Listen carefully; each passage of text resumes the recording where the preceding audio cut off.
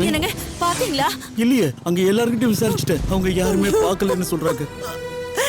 என்னங்க இந்த பொண்ணு சொல்ல சொல்ல கேட்காம இப்படி நடந்துக்கிறாளே, நான் என்னங்க பண்ணுவேன்? என்ன பண்றது? விதி லட்சுமி, அவ விதி என்னமோ அப்படிதான் நடக்கும். என்ன பண்றது? வா வா, தேடி பாப்போம் வா. சார். Okay sir. வணக்கம் சார். சொல்லுங்க. என் வீட்டுக்காரர் ஏற்காடு போனது உங்களுக்கு ஞாபகம் இருக்கும்னு நினைக்கிறேன். இப்ப வரைக்கும் அவரை பத்தி எந்த தகவலும் வரல சார். அதுக்கு நான் என்னமா பண்றது? என்ன சார் இப்படி பேசுறீங்க? உங்ககிட்ட தானே என் புள்ள புகார் கொடுத்தான். உங்ககிட்ட சொல்லிட்டு தானே அவன் ஏற்காடுக்கு போனா. இப்ப நீங்க என்னடானா உங்களுக்கு எதுக்கும் எந்த சம்பந்தமும் இல்லங்கிற மாதிரி இப்படி பேசுறீங்க. இங்க பாருங்கம்மா, காயத்ரியை கடத்திட்டு போன குமாரு ஏற்காடுல இருக்கிறதா தெரிஞ்சதுமே நான் ஏற்காடு போலீஸ்க்கு போன் பண்ணி விஷயத்த சொல்லிட்டேன். அவங்க ஆல்ரெடி காயத்ரியை தேட ஆரம்பிச்சிட்டாங்க. உங்க சன் அங்க போனது அவரோட சொந்த விருப்பத்துல, ஏனான்னு தான் நான் சொன்னேன். இங்க பாருங்கம்மா, போலீஸ் கண்டுபிடிச்சிருவாங்க. கண்டுபிடிச்சதும் தகவல் சொல்லுவாங்க. அப்ப போனா போதும். சொல்ல போனா அந்த பொண்ணையே இங்க கூட்டிட்டு வந்து விட்டுருவாங்க. அதெல்லாம் எங்களுக்கு தெரியாது சார். நாங்க காயத்ரி என்ன ஆனான்னு விசாரிக்கிறதுக்காக வரல.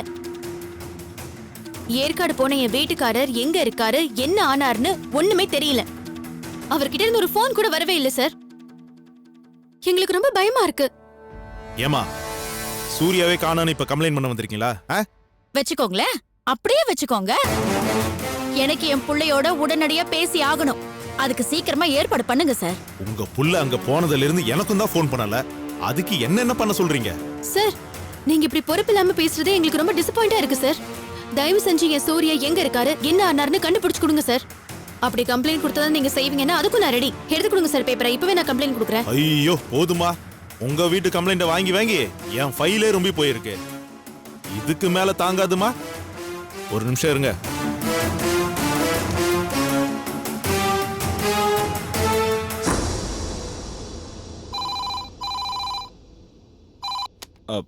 ஹலோ சார், நான் சென்னையில இருந்து இன்ஸ்பெக்டர் ரத்னவேல் பேசுறேன். சொல்லுங்க. அந்த காயத்ரி கடத்தல் கேஸ் எந்த லெவல்ல இருக்கு சார்? சார் பார்த்துட்டு இருக்கோம் சார். அக்யூஸ்ட் இன்னும் கிடைக்கல. காயத்ரியோட ஹஸ்பண்ட் மிஸ்டர் சூர்யா அங்க அவங்கள தேடி ஏற்காடு வந்திருக்காரா? ஆமா, அவர் இங்கதான் இருக்காரு. பாடா, நான் தப்பிச்சேன். இங்க அவரோட இன்னொரு சம்சாரமும் அவங்க அம்மா வந்திருக்காங்க. என் புருஷனை காணோம், கண்டுபிடிச்சு கொடுங்கன்னு ஸ்டேஷனே உண்டு இல்லைன்னு பண்றாங்க. சார், கொஞ்சம் சீக்கிரம் கேஸை முடிக்க பாருங்க சார். கண்டிப்பா முடிச்சிடலாம் சார். முடிச்சிடலாம் sir. Okay sir, okay, thank you. போதுமாமா, பேசியாச்சு. உங்க புருஷன் அங்கதான் இருக்காரு. காயத்ரியை இன்னும் தேடிட்டு தான் இருக்காங்க. தேடி முடிச்சதும் வந்து சேருவாங்க. ஓகேயா? இப்ப நீங்க கிளம்புறீங்களா? போலாத்த.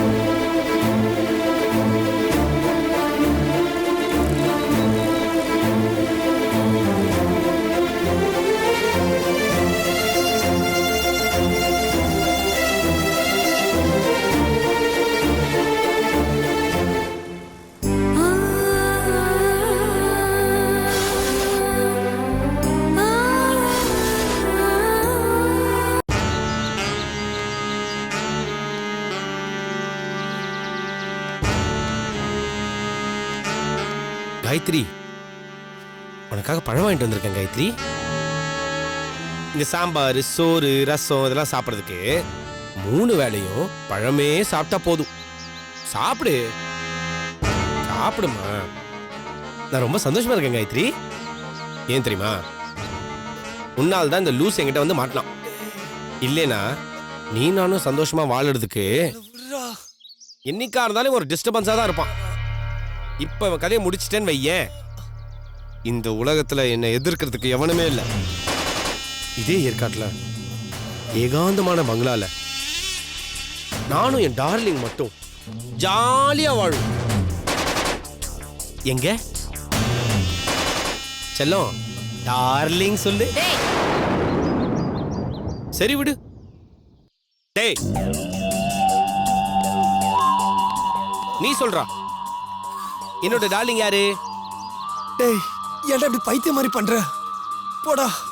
யூ ரைட் மிஸ்டர் சூர்யா, நான் பைத்தியம் தான். நான் ஒரு காயத்ரி பைத்தியம். காயத்ரி மந்திரம்னு ஒண்ணு இருக்கு, உனக்கு தெரியுமா? இப்ப நான் சொல்றேன் பாரு.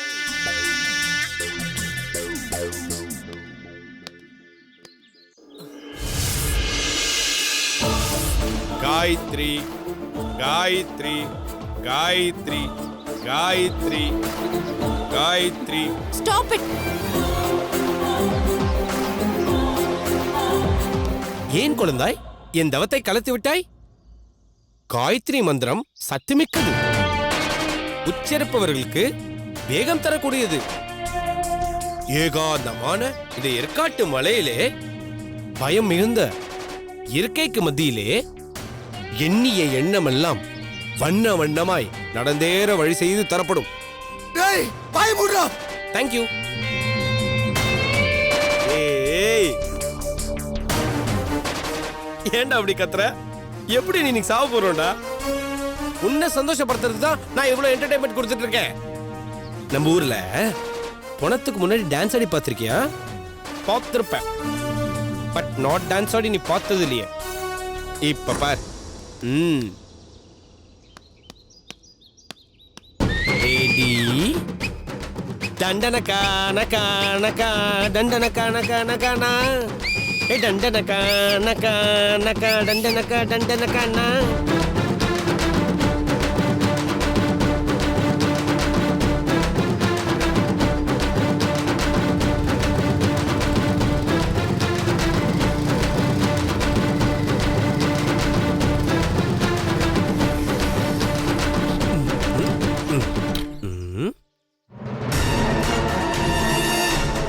டேய் டேய், இது அவன் பைக் தானே? இதே இங்க ஓட்டிட்டு இருந்தீங்க? நல்ல வண்டினே, வச்சுக்கிட்டா நமக்கு யூஸ் ஆகும்னு எடுத்துட்டு வந்தேன். அறிவு இருக்கடா உனக்கு? ஆளை அடிச்சு தூக்கி போட்டு வந்திருக்கீங்களா? பைக்ல போனவன் காணவன் தெரிஞ்சா போலீஸ் நம்பரை வச்சு நம்மள தேடிட்டு வர மாட்டாங்க. நம்பர் பிளேட் மாத்திக்கலானே. டேய், எவ்வளவு கஷ்டப்பட்டு காயத்ரியை நான் இங்க தூக்கிட்டு வந்திருக்கேன். எவ்வளவு லட்சம் செலவு பண்ணிருக்க தெரியுமா? கேவலம் ஒரு பைக்குக்காக என் வாழ்க்கையை கெடுக்க பாக்குறீங்களா? முதல்ல இதை கொண்டு போய் எங்க தூக்கி போடுங்க. இல்ல சூர்யா கதையை முடிக்கிறதுக்கு முன்னாடி உங்க கதையை முடிச்சிருவேன். போடா. சார் நான் விட்டு வந்துடுறோம்.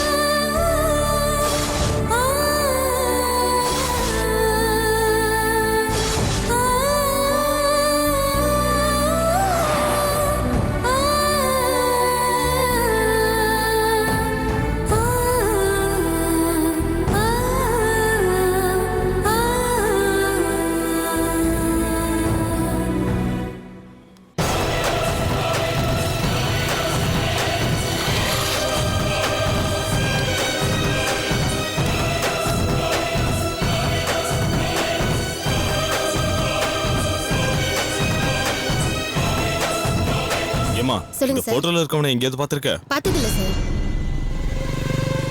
இந்த பொண்ணு இவங்களையும் பார்த்தது இல்ல சார்.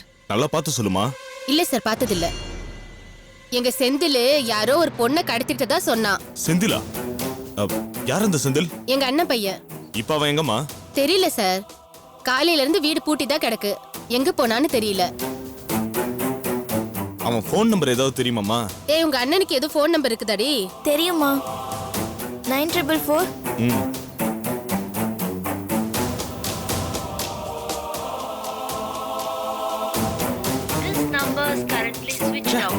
என்ன சார் ஆச்சு? ஃபோன் சுவிட்ச் ஆஃப்யா? ஏமா அவர் ஏதாவது வண்டி வச்சிருக்காரா? வச்சிருக்காரு சார். அந்த வண்டி நம்பர் தெரியுமா? வண்டி நம்பர் என்னடி?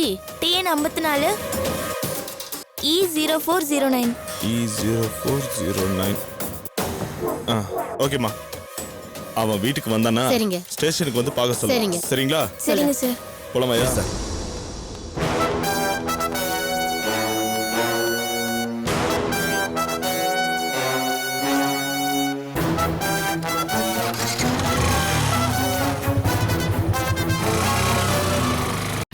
என்னய்யா நம்ம ஊருக்குள்ளே ஒரு பொண்ணை கடத்தி வச்சுட்டு நம்மளுக்கே தண்ணி காமிச்சிட்டு இருக்கானுங்க. இவனுங்களை கண்டுபிடிக்கலனா நமக்கு ரொம்ப கேவலமாயிடும்யா. நம்ம என்ன சார் அதுக்கு பண்ண முடியும்? ஒளிஞ்சவனுக்கு உலகமெல்லாம் வீடு, தேடுறவங்களுக்கு தானே சார் தொல்லையெல்லாம். அதுவும் சரிதான்.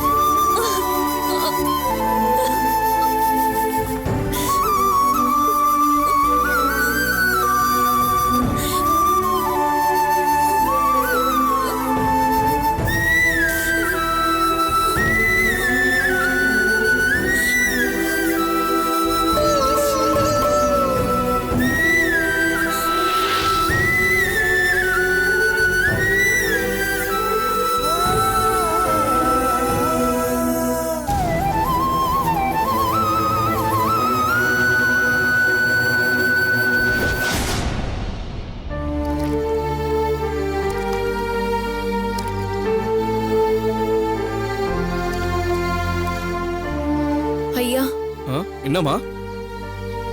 நான் சென்னையில இருந்து வரேங்க. வழி தவறி வந்துட்டியாமா?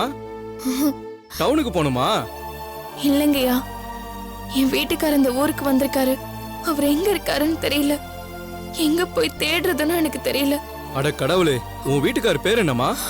குமாருங்கய்யா. ஏமா போலீஸ்ல சொல்ல வேண்டியதானமா? அவங்க தேடி கண்டுபிடிப்பாங்கல்ல. உன் வீட்டுக்காருக்கு ஃபோன் நம்பர் இருந்தா ஃபோன் பண்ணி பாருமா.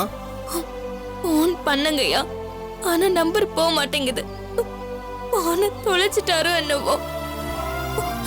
ஒரு நிமிஷம்யா, இவர்தான் என் வீட்டுக்காரு.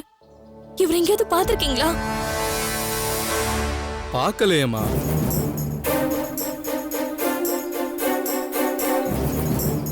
அப்பா, இந்த அங்கிள் எனக்கு தெரியும்பா. நேத்து நான் ஒருத்தருக்கு டிஃபன் வாங்கி கொடுத்தேன்னு சொன்னேன்ல, அது இவர்தான்ப்பா. என் கண்ணு, என் செல்லம், இவர்தான் நான் தேடி அலைஞ்சிட்டு இருக்கேன். இவர் எங்க இருக்காருன்னு உனக்கு தெரியுமா? அக்கா, இப்படியே போனீங்கன்னா ஒரு பெரிய மலை வரும். அது வழியா தான்க்கா அவர் ஏறி போனாரு. அம்மா பேக். அக்கா பேக். பேக் விட்டு போறியாமா? மா நில்லுமா. டேய், அவசியம் இந்த பைக்கை விட்டுட்டு தான் போகணுமாடா? வித்தா கூட நல்ல காசு வரும் போல. என்ன ஒரு 2-3 நாள் டைம் ஆகும். அண்ணன் தான் நம்மள கொன்னுடுவேன்னு மிரட்டுறாரு. டேய், அவர் கிடக்குறாரா? வண்டியை டவுனுக்கு ஓட்டிட்டு போயிடுவோம். நம்பர் பிளேட்டை கழட்டிட்டு மெக்கானிக் ஷெட்ல பேரம் பேசி பார்ப்போம். என்ன கிடைச்சாலும் லாபம் தானடா. சரிப்பா.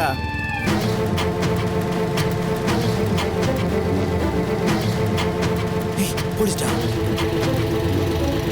சார், விசாரிச்சோம்ல அந்த வண்டி நம்பர். ஆமாயா, அதே மாதிரி தான் இருக்கு.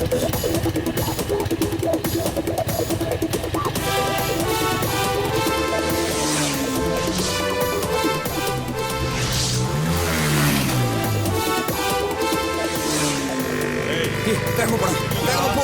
நில்லுங்கடா. நில்லுங்கடா. போடா, இல்ல. நில்லுங்கடா. நில்லு. சீக்கிரம் போடா, சீக்கிரம் போ. வேகமா போ. வண்டி நிப்பாட்டு. நிப்பாட்டுடா. வண்டி நிறுத்தாம வேகமா போடா. போ. போ போ போ. ஏய், சொல்றோம்ல, வண்டி நிப்பாட்டுடா. வண்டி நிப்பாட்டு. வண்டி வந்து போடா, வேகமா போ. ஏய், நில்லுடா. ஏய், சீக்கிரம் போடா. நிறுத்துடா. கிட்ட வந்துட்டாங்கடா, கிட்ட சொன்னா கேளு, வந்து. நிறுத்து. ஏய். மாட்டினானுங்க சார். ஏய் ஏய் ஏய் நில்றா இல்ல ஏய் எங்கடா ஓட போற இறங்கடா ஏய் சொல்றா யார்டா இந்த பைக் சொல்றா சொல்றான்றல சார் யாரா நீங்க எது அந்த எனக்கு பைக் எதுவும் தெரியாது சார். சார் என் ஃப்ரெண்டோட பைக் சார். எனக்கு எதுவும் தெரியாது சார். ஏய் பொய் சொல்லாத உன் ஃப்ரெண்ட் பேர் என்னடா வீரபாண்டி சார். வீரபாண்டி சார். வீரபாண்டியா ஏய் இது செந்திலோட பைக் சார், பொய்யா அவர் bikeல சொல்றா பொய்யா சார். சொல்றா சொல்றா சார் சொல்றா அடிக்காதீங்க சார். உண்மையை சொல்றா அடிக்காதீங்க. உண்மையை சொல்றா சொல்றா சார் எனக்கு தெரியாது சார். அவர்தான் சார் எடுத்துட்டு வந்தாரு. ஏய் எங்கடா உன் மொபைல் இருக்கு சார் எனக்கு தெரியாது சார். எல்லாமே என் ஃப்ரெண்டுக்கு தான் சார். சொல்றான்டல சொல்றா சார் எல்லாமே அவருக்கு தான் சார் தெரியும். எனக்கு சொல்றா. தெரியாது சார். சொல்றானா ஏய் சொல்றா சார் சொல்றா எனக்கு தெரியாது சார். சொல்லு சார் ஏய் சார், சொல்றா விட்டுருங்க சார். சொல்றான்றல சார். யோ எங்க ஓகே சார். ஓட்டானா சார் எனக்கு எதுவும் தெரியாது சார். வண்டியில ஏத்து எஸ் சார். வண்டியில சார் ஏத்து ப்ளீஸ் சார் விட்டுருங்க சார். யோ சார் அந்த வண்டி நீ ஏத்துறோம் சரிங்க சார். ஏய் ஏறா வண்டியில ஏறா அவன ஓடுனா அவ்வளவுதான் ஏறா.